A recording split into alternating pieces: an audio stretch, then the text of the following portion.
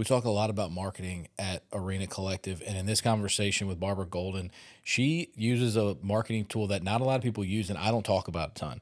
And I think you'll really find value in the lunch and learn educational style seminars that you can put on for your clients. And in this conversation, Barbara and I talk about how she utilizes that tool to help grow her business in a very, very specific way. Check out the conversation. The part of the conversation of these conversations that I really, really enjoy is the marketing side.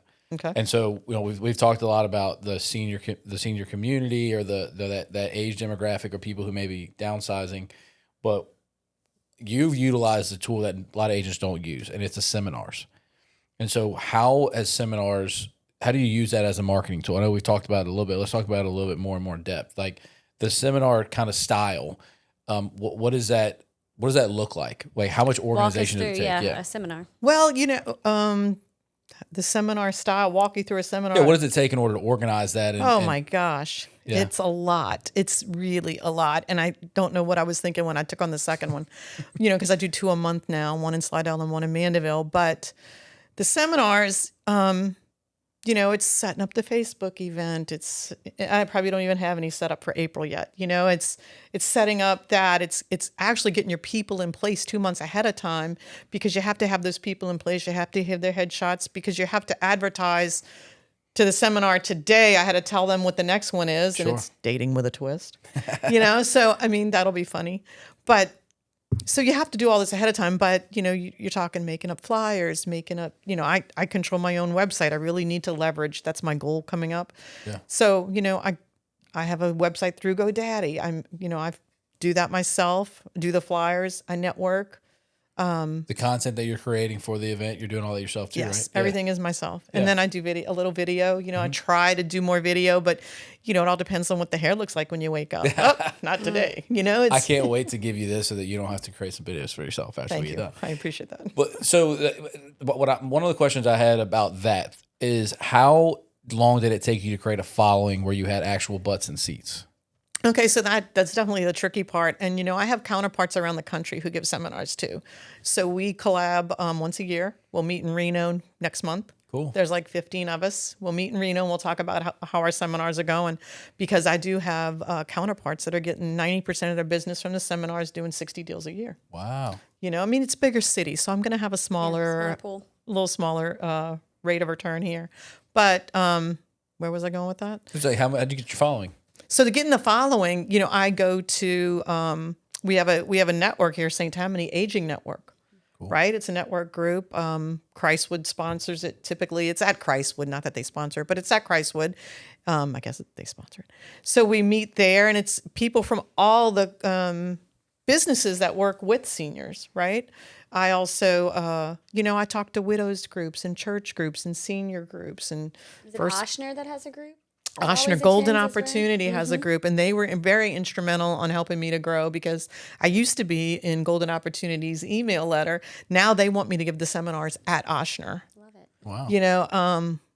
I don't know if my bandwidth can stand it, but You got it, girl. I believe in you. yeah. And that way, but actually, I think their room only holds about 30 people, and some seminars we get 60 people. Yeah, but at the first couple of seminars, I want to give people a perspective of how long it took you to get there, and how much energy, and yeah, it sounds like you were pulling on all these other groups and networking groups to kind of have them help spread the word, right? But Correct. like your first seminar, how many people did you have there? 30. 30. Wow. Now I got to say, probably 8 or 9 was family.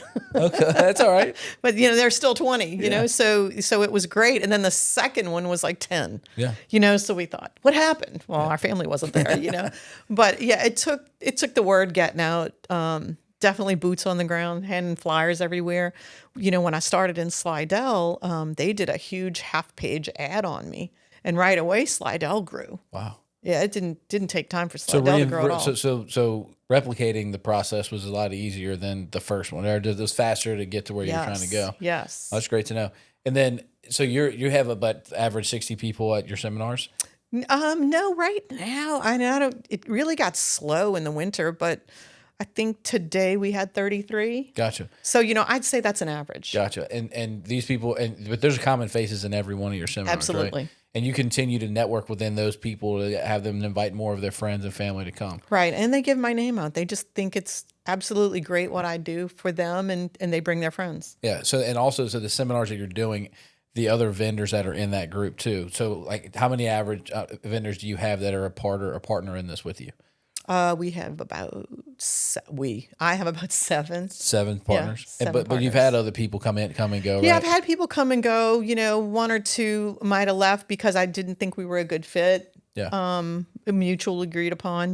But they still recommend me, and I appreciate that. Yeah, sure. But they knew for whatever reason they weren't going to get the business they thought they were out of it because maybe of the age group. You know, so.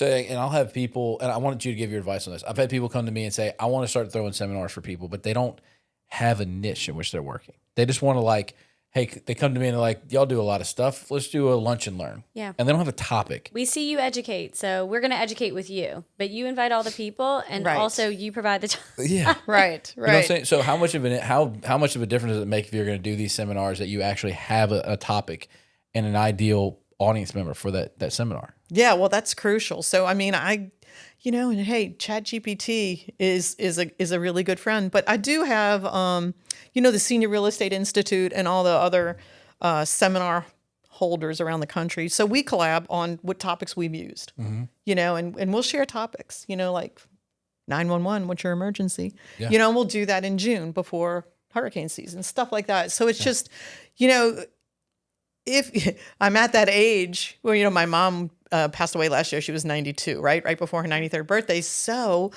this stuff. Yeah. You know what the problems are. My oldest sister's 73, right? My brother-in-law's in his 80s. So it's like, I'm there. Yeah. I know what the topics are, and I know what's important. Nice. So it's knowing that that helps. For sure. I can't wait to tell people, you want to do a seminar with us? Go listen to our conversation with Barbara Golden, because that's how you effectively run a seminar.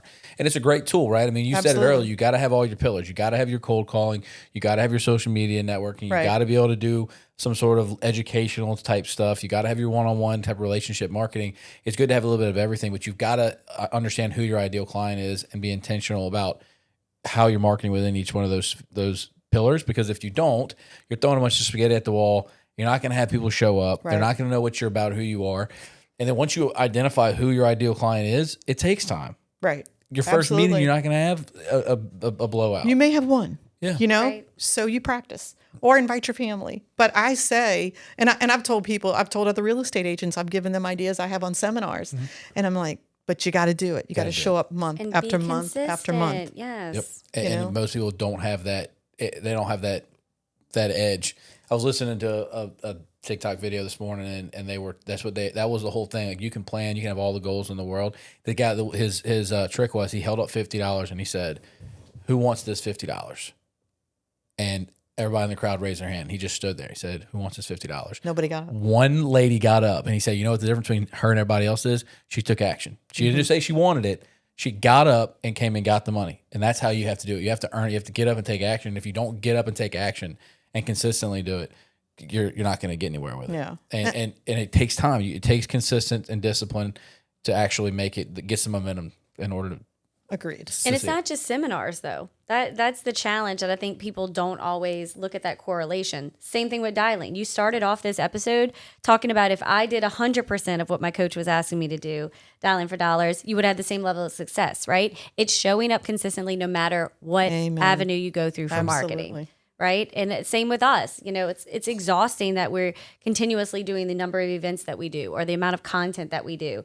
But we find value because we see that it's adding value to our community, and that's our purpose. Absolutely. So we maintain that consistency. But that drive behind us is because we defined amongst each other what our purpose is. And people forget that step in the beginning. You set out knowing what your purpose is, right? I've lived through this challenge, and I want to help people work through this now that I know what their problems and challenges are. And I knew it wasn't going to be overnight, so that was fine.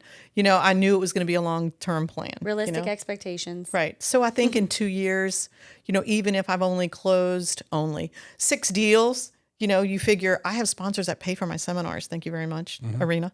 Again, shout out. So all the sponsors put in. So these services, the seminars are free for seniors. And those leads are basically free for me, but it's a lot of time. I'm not going to lie. Yeah. So it's a Oh, there's 40-hour sweat week equity. job. Yeah, there's sweat Sweat equity in equity that for sure. Yeah. But I just like that we can provide the service. We don't bombard them with sales pitches, and we can just give them all the knowledge they need to have that age gracefully. Yeah. Do you feel that that allows you to live at peace in the real estate industry? Absolutely. This type of market, because when I got into this industry, I had been doing business law for over a decade, right? And so then I'm introduced to real estate, and it's fun and it's exciting. And it was like a bunch of these little deals that you could close all the time, and there's a rewarding nature of that. But then I started watching the personalities that are in the real estate industry, and so many of the high performers or the coaches, you hire them. What do they tell you to do? Cold call. Cold call. Right? How many people do you think that become real estate agents? Does that fit their personality style? Right. Not many. Not many. Right. Right. And it works really well for the people that it works for. But most of the people that I've encountered, they come to me and they want advice. And I'm like, because you're trying to operate in a system that is not your natural personality. And you thought out of the box and you took action to say, this is what fits me and the clientele that I want to speak to. And I can live at peace in the industry and still have that amount of success. So I applaud you